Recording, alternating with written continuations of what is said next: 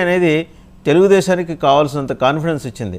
నా పక్కన నా వెనకాల మేరే పీచే బీజేపీ హై అనుకుంటూ చంద్రబాబు గారు చాలా హ్యాపీగా ఆంధ్రప్రదేశ్లో కన్వీనియంట్గా ప్రచారం చేసుకోవడానికి మీరు ఇచ్చిన ధైర్యం, టన్నుల కొద్దీ ధైర్యం ఇచ్చారు టీడీపీకి. జనసేనకి ఆ ఇబ్బంది లేదు, వాళ్ళకి ఆ ధైర్యం ఉంది. వాళ్ళు ఒంటరిగానే జగన్మోహన్ రెడ్డి గారి మీద పోరాటం చేశారు ఫేజ్ 1, 2, 3, 4లో. ఇప్పుడు మానేశారు కానీ ఒంటరిగానే చేశారు. సో ఈ క్రమంలో కాంగ్రెస్ పార్టీ 3% సెక్యూర్ చేసుకుంటోంది అనేది ఒక జాతీయ పార్టీగా మిమ్మల్ని కలవరపరిచే అంశం. అంటే మీరు చిన్న పామునైనా సరే పెద్ద కర్రతోటి కొడతారు కదా జనరల్గా బీజేపీ. ఎక్కడ అవకాశం లేకుండా వేరే ప్రభుత్వాలు ఏర్పడకుండా చూడాలని మీరు కంకణాలు ఇంకా ప్రతిజ్ఞలు అవి చేస్తుంటారు కాబట్టి ప్రతిరోజు ఇది మీకు కొంత ఆందోళన కలిగించే అంశం, అవునా కదా? నమస్తే అండి వాసుదేవ్ గారు, అలాగే మిగతా అందరికీ కూడా. ముందు ఈ అలయన్స్ వల్ల ఏపీలో ప్రజలకు పూర్తిగా భయం పోయిందండి. టీడీపీ లాంటి పార్టీ నాయకులందరికీ కూడా అభయం ఏర్పడింది, మీరు అన్నట్టు మేము వెనకాల ఉన్నామని. ఈ అలయన్స్ ఇప్పుడు నిన్న వచ్చిన ఓటింగ్ పర్సంటేజ్ కన్నా కూడా ఇంకా బెటర్ పెర్ఫార్మెన్స్ ఉంటుందని మేము అనుకుంటున్నాం. ఓటింగ్ పర్సంటేజ్ కొంచెం అటు ఇటు ఉన్న సీట్లు ఇంకా గణనీయంగా పెరుగుతాయని మా అభిప్రాయం. ఈ నిన్న చాలా చోట్ల చూసిన యావరేజ్ గా 20 చూపించినట్టున్నారండి ఎన్డీఏ అలయన్స్ ఇన్ ఏపీ. నాకు అంటే సబ్జెక్ట్ టు కరెక్షన్ ఇంకా పెరగొచ్చని కూడా కింద రాసినట్టు కూడా నేను చూశాను. నా ఎక్స్పెక్టేషన్ అయితే 23 దాకా ఉంటాయని మా ఎక్స్పెక్టేషన్ అండి. పార్లమెంట్ సీట్లు మీరు అనేది పార్లమెంట్ సీట్లకు వచ్చేటప్పుడు అంటే మోడీ గారి హవా థర్డ్ టైము తారాస్థాయిలో ఉందని ఇంటర్నల్ గా కూడా అనుకుంటున్నాం.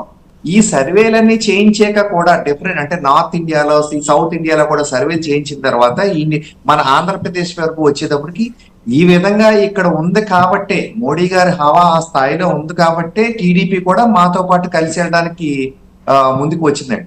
పవన్ కళ్యాణ్ గారు ముందు నుంచి చెప్తున్నారు, మేము వ్యతిరేక ఒక్క ఓటు కూడా చేయకూడదు, మనం అందరం కలిసి వెళ్తేనే ఈ రాష్ట్రానికి మంచి జరుగుద్ది, లేకపోతే ఇంకా అధపాతాడానికి వెళ్ళిపోద్ది ఈ రాష్ట్రం ఆయన చెప్తున్నారు. అదే విధంగా ఆయన ప్రయత్నం సఫలీకృతం అయింది.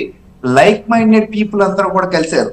ఇప్పుడు కాంగ్రెస్ వారు అంటారు ఏదో బీజేపీ నుంచి మా ఓటు వచ్చేస్తుందని మీరు ఎందుకు అనుకోకూడదని. యూజువల్లీ ఓటర్స్ అందరూ కూడా లైక్ మైండెడ్ ఓటర్స్, అంటే టీడీపీకో బీజేపీకో జనసేనకు వేసే ఓట్లన్నీ కూడా ఒక సెట్ ఆఫ్ మైండ్ ఉన్నవాళ్ళు, అంటే ఒక విధంగా ఆలోచించేవాళ్ళు. వీళ్ళు ఓటు ఈ ఓటర్స్ అందరూ కూడా ఈ 3 పార్టీల్లోనూ ఒకరికి వేసేవాళ్ళు. ముగ్గురు కలిసిన తర్వాత ఖచ్చితంగా ఎక్కడ లోటస్ సైకిల్ లేదా గ్లాస్ ఉందో వాళ్ళకి వేస్తారండి.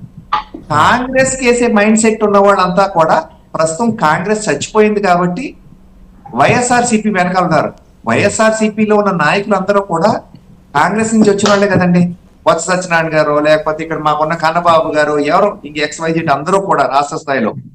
కాబట్టి వాళ్ళకు ఓటింగ్ అంటూ వచ్చిందంటే అది 1% కానివ్వండి, 3% కానివ్వండి. నాకు తెలిసి 3% అంటే కొంచెం ఎక్కువే చేసిందండి. ఎందుకంటే వాళ్ళకి అంటే వారు ఇంకా బాధపడుతున్నారు. కానీ పోయిన ఎలక్షన్ లో చూసుకుంటే 1.5 వాసుదేవ్ గారు, ఐఎమ్ నాట్ రాంగ్, 1.5 to 2 మధ్యన ఎంత ఉంది, 3% పెరిగింది. ఆలోచించడం అంటే ఏమీ లేకుండా ఎక్స్పెక్టేషన్ తో 3 చేశారంటే ఎక్కువ అని నా అభిప్రాయం. They have carried out this study or survey basing on some facts అండి.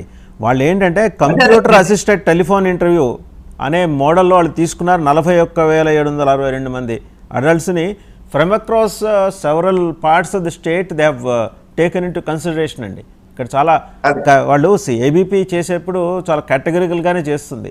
వాళ్ళకేమో ఒకళ్ళ మీద అభిమానం, ఇంకోళ్ళ మీద ఇది ద్వేషం అట్లేం లేవు. సర్వే నిక్కచ్చిగా చేసే నేను వారి సర్వేని తప్పు పట్టట్లేదు. నేను ఇదేంటంటే ఏ ఓటరు ఎవరికి వేస్తారనే మాట చెప్తున్నారండి.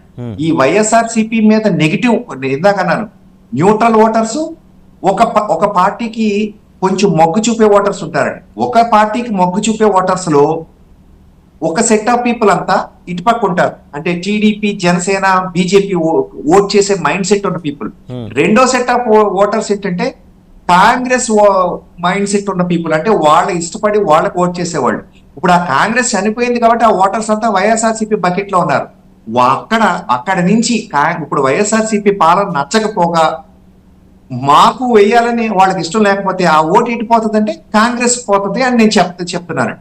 ఇప్పుడు మా ఓటు ఏమి ఒకటి కూడా కాంగ్రెస్కి వెళ్ళే అవకాశం లేదు. న్యూట్రల్ ఓటర్స్ ఉంటారండి. వాళ్ళు ఇక్కడ ఉన్న నాయకత్వం పైన రాబోయే నాయకత్వం మీద బేరీజ్ వేసుకుని ఈ నాయకత్వం ఇష్టమా, వచ్చి నాయకత్వం ఇష్టమా అనే దాని మీద ఓటేస్తారు. వాళ్ళ ఓటు ఇటు అటు షిఫ్ట్ అవుతుంది. కానీ మిగతా ఈ కాంగ్రెస్ ఓట్ ఆర్ ఈ బీజేపీ కూటమి ఓటు ఇటు అటు అంటే పోదని నేను చెప్పదలుచుకున్నానండి. ఇప్పుడు ఈ న్యూట్రల్ పీపుల్ అంతా కూడా మోస్ట్లీ అంటే 90% ఆఫ్ ది న్యూట్రల్ పీపుల్ మాత్రం ప్రస్తుతం మా వైపు ఇంక్లైన్ అయి ఉన్నారు.